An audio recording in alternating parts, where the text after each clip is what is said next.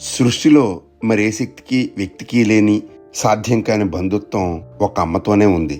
కడుపులో మాంసం ముద్దకి ప్రాణం పోసి తాను తిని ఆ బిడ్డకు ఆయువునిచ్చి ఈ భూమి మీదకి తెచ్చాక కూడా ఆ పసిగొడుతో బంధుత్వం తల్లికి పోదు. తల్లిని బిడ్డని తల్లి పేగు ఇంకా ముడివేసే ఉంచుతుంది.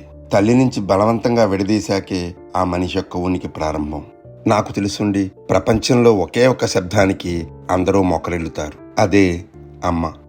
నరసింహావతారం అనూహ్యమైన రౌద్రావతారం కాదు. ప్రహ్లాదుడనే పసివాడి మీద భగవంతుడు కరుణ ఆ అవతారానికి స్ఫూర్తి.